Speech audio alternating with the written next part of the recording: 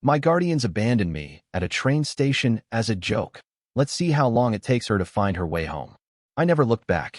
Now, 15 years later, they found me. 47 missed calls and one terrifying voicemail that changed everything. I, 33 am, never thought I'd have to relive the worst day of my childhood. But here I am, staring at my phone with 47 missed calls from numbers I'd hoped never to see again. It was a Tuesday when my world collapsed the first time.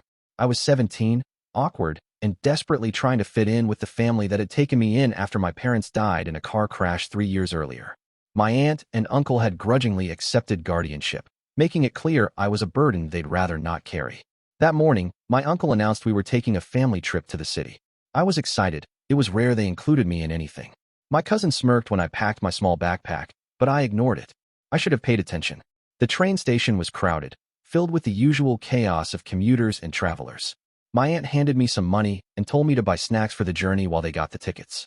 I remember feeling almost normal, almost like I belonged somewhere.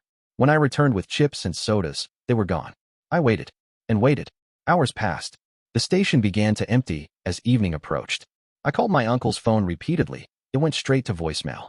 Panic set in as I realized what had happened. They'd left me, abandoned me like I was nothing more than an unwanted pet. A security guard eventually approached me, asking if I was lost. I told him my family had left without me, that I had nowhere to go. He was kind, helped me contact social services. That night, I slept in a group home, clutching the few dollars my aunt had given me for snacks.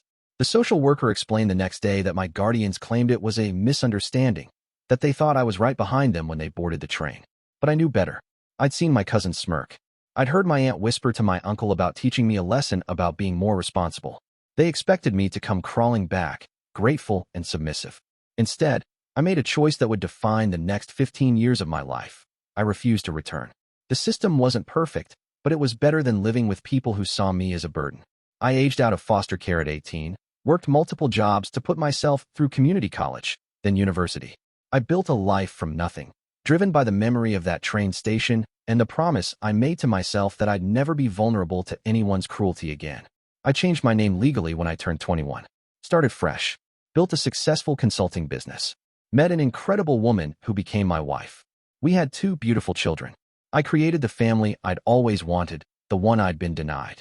For 15 years, I lived in peace. Until yesterday. The first call came at 6 a.m. Unknown number. I ignored it. Then another. And another. By noon, my phone was buzzing constantly. The numbers were from my old area code, the place I'd sworn never to return to. I finally answered the 47th call. My uncle's voice was older, shakier, but unmistakably the same. He was crying, begging me to listen. My aunt was dying, he said. Cancer.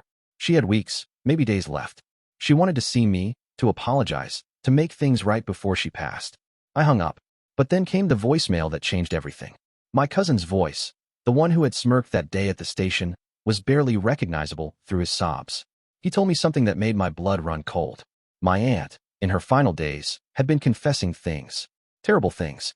The truth about why they'd really abandoned me that day. It wasn't a joke. It wasn't a lesson about responsibility. They'd discovered something about my parents, that they'd hidden from me for years. My parents had left me everything. Their house, their savings, their life insurance. My aunt and uncle had been stealing from my inheritance, using the money to fund their lifestyle while I lived in their basement, grateful for scraps. But there was more. My parents hadn't died in a random car accident. Someone had tampered with their brakes. The police investigation had been sloppy, inconclusive. My aunt knew who had done it. She'd known all along and had kept silent. The voicemail ended with my cousin begging me to come home, saying my aunt wanted to tell me everything before she died, that she had evidence, names, proof of what really happened to my parents. I sat in my office for hours after listening to that message, my hands shaking. My wife found me there when she came home from work, staring at my phone like it was a bomb about to explode. I told her everything. About the train station, about my real family, about the voicemail. She held me while I cried for the first time in years, mourning not just my parents, but the innocence I'd lost that day at the station. We talked through the night. She wanted to come with me, but I knew this was something I had to face alone. The next morning, I booked a flight to the city I'd sworn never to see again. Update 1. I'm writing this from a hotel room 3 blocks from the house, where I spent the worst years of my life. I arrived this afternoon and immediately felt like that scared 17-year-old again. Everything looked smaller, shabbier than I remembered. My uncle met me at the door. He'd aged terribly, thin, gray, looking far older than his 68 years. He started crying the moment he saw me, apologizing over and over. I stayed silent, following him to my aunt's bedroom. She was barely recognizable. The cancer had ravaged her body, leaving her a shadow of the stern woman who had made my teenage years hell. But her eyes were the same, sharp, calculating, even in her dying state. She tried to speak, but her voice was weak. My uncle handed me a manila envelope, thick with documents. Inside were bank statements, legal papers, and a letter in my aunt's handwriting. The letter detailed everything. How they discovered my parents weeks after the funeral. How they'd forged documents to access my inheritance. How they'd spent nearly $200,000 of my money over the years. Money that should have paid for my college, my future. But the real bombshell was at the bottom of the letter. My uncle's brother, a man I'd met only once at a family gathering, had killed my parents. He'd been in massive debt, gambling problems, and my parents had refused to lend him money. In a rage, he'd sabotaged their car. My aunt had suspected, had even found evidence, but had kept quiet because she was afraid of losing access to my inheritance if the truth came out. My parents' killer had died 5 years ago in a bar fight, taking the secret to his grave. But my aunt had kept his confession letter, the one he'd written to her before he died, admitting everything. I read that letter 3 times before the words really sank in. My parents hadn't died because of bad weather or mechanical failure. They'd been murdered by family, and the people who were supposed to protect me had covered it up for money. The rage that filled me was unlike anything I'd ever experienced. I looked at my aunt, lying there dying, and felt nothing but contempt. She was seeking absolution, but I had none to give. I told her I forgave nothing, that she would die knowing she'd destroyed an innocent child's life for money, that her guilt would follow her to whatever came next. My uncle begged me to stay, to let them make amends somehow. I laughed, a bitter, hollow sound that surprised even me. I told him there was no amount of money, no apology, no gesture that could undo what they'd done. But I wasn't finished with them yet. Update 2. My aunt died 2 days after my visit. I didn't attend the funeral.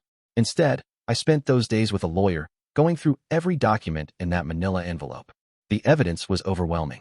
Not just of the theft, but of the cover-up, the lies, the systematic destruction of my childhood. My uncle had called repeatedly, begging me to come to the service, saying my aunt's last words were an apology to me. I blocked his number. But I wasn't done. Not even close. I'd spent 15 years building a successful business, learning how to navigate legal systems, understanding how money and power work. Now I was going to use every skill I'd acquired to make sure justice was served. The first step was filing a lawsuit for the stolen inheritance. With compound interest and damages, the amount came to over $500,000. My uncle's house, the one I'd been abandoned in, was worth maybe $200,000. He'd have to sell everything to pay even a fraction of what he owed. But money wasn't enough. I wanted them to feel the same helplessness I'd felt at that train station. I hired a private investigator to dig deeper into my uncle's finances.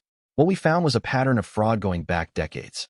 He'd been embezzling from his employer, filing false insurance claims, even stealing from elderly neighbors who trusted him with their finances. I compiled everything and sent it to the police, the IRS, and his former employers.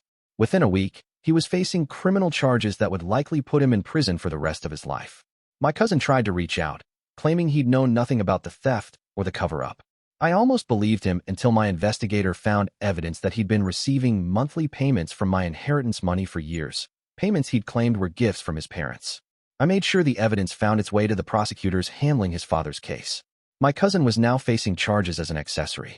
But the most satisfying moment came when I bought my uncle's house at the foreclosure auction. The same house where I'd been made to feel unwanted, where I'd counted down the days until I could escape. I had it demolished. Update 3. It's been 6 months since I returned to that city, and the legal proceedings are finally wrapping up. My uncle was sentenced to 12 years in prison. My cousin got 5 years. The money I recovered, plus damages, came to nearly $800,000.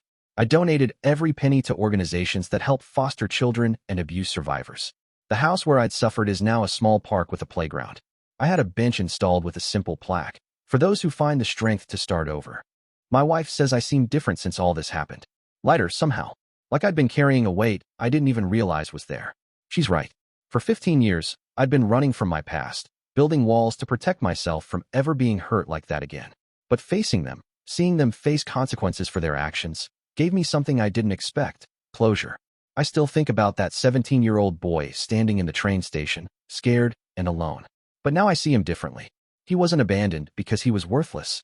He was abandoned by worthless people who couldn't recognize his value. That boy survived. He thrived. He built a life worth living despite everything they tried to take from him. My children will never know what it feels like to be unwanted. They'll never doubt their worth or question whether they deserve love. That's the real victory, breaking the cycle, creating something beautiful from the ashes of cruelty. Sometimes my phone still rings with unknown numbers. I answer now, no longer afraid of ghosts from my past. They can't hurt me anymore. I've learned that the best revenge isn't destruction. It's building something so beautiful, so strong, that their attempts to break you become irrelevant. I never went back to that train station, but I don't need to. I'm not that scared boy anymore. I'm the man he became despite their worst efforts. And that's a victory they can never take away. The missed calls stopped months ago. The voicemails are silent. My past is finally, truly behind me. And I've never looked back.